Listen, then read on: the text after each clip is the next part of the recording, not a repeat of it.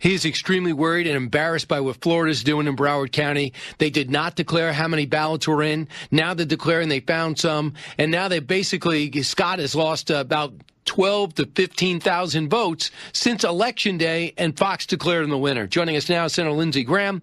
We also know that Governor-elect DeSantis might not be Governor-elect DeSantis. They might be within the margin to have a recount there because we're up finding votes.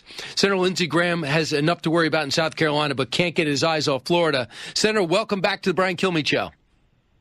Yeah, welcome to the drama called Florida, right? I mean, you heard Rubio. He can't believe it. Well, we're back in Broward County, a Democratic-leaning victory. District. Where do you go from here? You go to court. You go to the press. You talk to Brian Kilmeade. These guys want to win at all costs. I mean, there's nothing. You could see what happened to Kavanaugh, right? So this county, this lady running the county, what's her name? Miss Snipes. Yep. Okay, well, she's the most kind thing you can say about her. She's completely incompetent. This happens over and over again. Marco said counties where they had a hurricane were able to do their job. So since the election, and there's a law in the books that you got to declare all the votes 30 minutes after the polls close, so the universe, the counting is known. Apparently, in some schools, some teacher mysteriously found a box of ballots at a polling place in a school. This needs to stop. I talked to Rick Scott last night. They're all over this. His lead has been down to 15,000 since Election Day. They still won't tell you how many ballots they have. The law says within 30 minutes of the poll closing, you've got to identify all the ballots to be counted. So lawyers are on the ground. Rick Scott's on top of it, and people in the media need to cover this for the shame it is. Is Brenda Snipes, and Brenda Snipes is somebody in 2016 posted the election results before the polls were closed. Unbelievable. And then she was found to have been throwing ballots away, and yet she kept her job. Don't ask me in what scenario you keep your job after being caught doing this, but that's exactly what happened. But you have the governor and you have a congressman from Florida who's at stake, and the governor, Rick Scott, the acting governor, should be able to control at least an honest outcome, as Gillum now says, okay, maybe I didn't concede or I conceded too early. Senator Graham, we're looking at this election right now, and we're also looking at Arizona. You know Arizona well. John McCain, great friend of yours. Now, Martha McSally was leading up when I went to bed last night. She's now trailing by 9,000 votes, but they have over 100,000 yet to count. Do you have a sense of where that's going? Yeah, it's not going well. It's like 400,000. Martha ran about 18 points behind Doug Ducey in some of the Republican strongholds. I don't know what's happening out there. I like Martha. She'd be a great senator. It's not over yet, but it's not going in the right direction. But the Florida thing is about the rule of law. We have laws on the books to protect elections. The laws on the books apparently don't apply in Broward and Palm Beach County. So how does this end? The rule of law comes in to save us yet again. What did they try to do to Kavanaugh? Take the rule of law, turn it upside down just to get an outcome. So in Broward County, the 30-minute rule has been interpreted to be like 3 days. So it's going to take some legal intervention here to get these Democratic-held strongholds to play by the law. Mm-hmm. The one thing we've learned in the last month is that when it comes to power, our Democratic friends on the other side, starting with Kavanaugh, will take half-baked allegations, uncorroborated allegations. Their friends in the media will make them to be absolutely credible when they're not. People come out of the woodwork making false claims. You don't know about it until the hearing is, to the debacle's over, that it was false to begin with. Now, here you are in Boat County. You got a law in the books. All ballots have to be declared by 30 minutes after polls are closing. They're finding ballots 2 days after the polls closed. So the only way this is going to stop is shine some light on it and get the law to come to our aid. All right, let's switch it over and talk about the new Attorney General. It is Matt Whitaker. And Matt Whitaker is the acting Attorney General, and he's already acting. He's putting something on the books, an executive order that would say if you're an illegal alien and are going to come to this country and you're trying to sneak in, you don't have any access to becoming a green card member, and basically you can't stay. There might be a small provision in the executive order that they called it a spared from deportation by qualifying for a lesser status known as withholding of removal. But for the most part, if you cross after this executive order is signed, you cannot become a citizen. Is this constitutional to you? Well, it probably goes against the way the statute is set up, but here's the problem. I'm glad he's doing something. We've had a 2,000% increase in asylum applications. People have figured out how to play the game. They show up at our border. They say, I'm under duress. I seek asylum. The process goes for a long time. They get into the country. Most of them never show up for their asylum hearing. They just, assimilate into the country. We need to stop that. Asylum seekers have a very limited way into the country. Economic distress. Living in a bad place, corruption doesn't allow you to get asylum. Our asylum process has been abused, so I support the idea by executive order, hopefully eventually by statute, to change the process so people just can't show up on our door. They come into the country and they never leave. That's got to stop.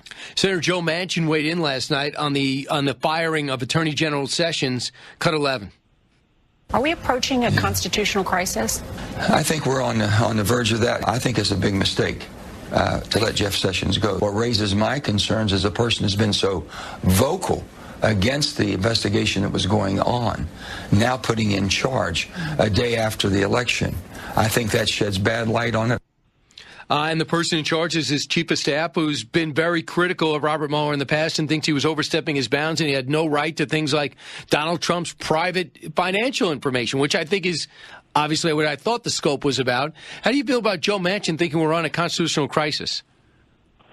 Well, I think Joe Manchin is falling in line with Democrats when it comes to creating hysteria. Listen, there's no doubt in my mind that Mueller's going to be allowed to finish the investigation. I've seen no evidence of collusion. This thing is in its last stages. It should be done here pretty soon. Whitaker is not going to interfere. Congress is around, and that's not going to happen. Mr. Whitaker is fulfilling the job for 200-something days at the most. We'll get a new attorney general early next year. In Joe Manchin and Nancy Pelosi's world, Donald Trump doesn't have the rights of every other president. I have said after the election that he should pick a new attorney general if he wants one. He did. I've got as much confidence in Whitaker as I had in Holder and Lynch, to be fair. So Whitaker's not going to do anything crazy. We're going to get a new attorney general next year. Mueller will be allowed to do his job, and this is just hysteria created by the left that apparently Joe Manchin is buying into. Senators, I tell you, Joe Manchin is really ticked off at the vice president in particular and this president. Do you think he lost a moderate voice? I don't know. It'd be up to him. He's West Virginia's voice, and he won by 3 points. He was smart enough to vote for Kavanaugh. If he'd voted against Kavanaugh, he would have got wiped out. I like Joe, but he's just parroting the Democratic talking points here. We'll see what kind of voice Joe Manchin has for the people of West Virginia. During the campaign, he became Trump's best friend. We'll see if that was all campaign talk or whether or not he's going to walk the walk. I don't think he's going to walk the walk. Okay, Pam Bondi and Chris Christie went to see the president yesterday. Speculation is they're going to interview for the attorney general job. Is it yours, Senator, if you want it? No. I've talked to the president about the attorney general replacement. Pam, you got Trey Dowdy, you got a bunch of people, Chris Christie. There's a pretty long list of people that would be outstanding choices that could get confirmed. The president deserves an attorney general he has confidence in. He's going to pick a new one, and they'll come through judiciary, and I intend to support them strongly. as long as they're qualified, and the people you named are very qualified. It won't be me. I have zero interest in serving in the cabinet. I'm honored people mention my name, but I'm going to be the senior senator from South Carolina, at least for 2 more years, and help the president wherever I can. The President of the United States has another critic. It's Michelle Obama. Basically, in her new book, she was outraged the president used birther talk and basically called him a misogynist and was horrified that he was horrified that he was replacing her husband as president. What's your reaction to that? Well, the American people do the replacing. We had a campaign. All this was litigated. President Trump's statements that he made from the time he was a child to the day we voted were scrutinized.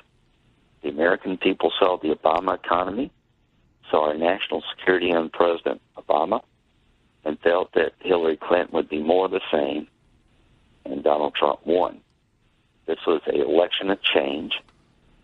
Obama, if he had been the president they claim he was, Donald Trump would not have had a prayer. I like Michelle Obama. I respect her. But she has to accept the outcome of the election. The problem with Democrats is they just don't want to believe, can't believe, and won't recognize that Donald Trump won. And what the former First Lady is saying is in line with what they're doing, that he's not a legitimate president in spite of the fact that he won. He can't make appointments to the Supreme Court like everybody else. The election in Florida is a complete violation of the law because they're trying to deny people to come up to help Trump. So the left is just in complete denial. President Trump's statements were scrutinized, and he was seen by the American people to be the agent of change that we needed. Do you think, in a way, the midterm elections verify the election of 2016? Yeah. The fact that there was no blue wave, of course, the Democrats did make inroads, as history would reflect, but the president has 46% approval rating. Ronald Reagan had 42 after his first 2 years. Do you think people will stop to a degree, at least some on the fringes, of saying, the Russians gave him the election, Hillary was so bad, anybody would have won? Do you think after the 2 years and all the negativity and the hit books and maybe the mistakes the president has made and the tweets that he probably wants back and Charlottesville, he still has 46% of the people behind him, and the crowds are bigger and louder than ever?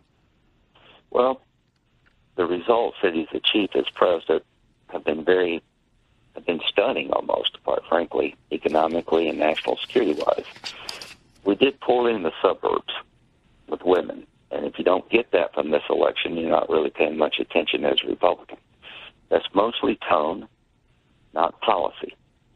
The president, before the election, had some self-evaluation about tone. He's a fighter. He's a street fighter. That's a good thing. But he's also got to watch what he says because he's president. I think we can repair the damage with suburban women because the policies are good. Good economics, good national security. As to the left, there's an element that will never allow President Trump to be a normal president because they can't accept the fact he won. But Democrats are divided. There are a bunch of Democrats saying they won't vote for Pelosi because what they're doing is rejecting the resistance. There's a movement in the Democratic Party after the midterms to reject the resistance, and we'll see where it goes. I hope it goes somewhere. I think most people outside what we do every day and talk about this are sick of the fighting. Real quick, the president has an opportunity to look back at 100 years since World War I, and he's going to be going to Paris to do it. He's about to take off. He'll be in the same building, the same room as Vladimir Putin. Would you encourage him and expect him to somehow meet with Vladimir Putin? I don't care if he meets with Putin. I mean, we've got a lot to talk about. I just want him to understand what Putin's up to. He's killed people on foreign soil. He's just been with the Ukraine and Crimea. He has been the chief supporter of Assad. Just realize he's not your friend. The president's foreign policy with ISIS is working. He's got a line in a box. He's got to stick with it in Afghanistan. He's turned Afghanistan around militarily. There have been 19 brave Americans killed in the last 15 months. God bless them. 5,700 Afghans have died in the last 15 months. So under Trump, it's the Afghans that are knocking on doors and going into the houses, bearing the brunt of the fight, and that's the way it should have been all along.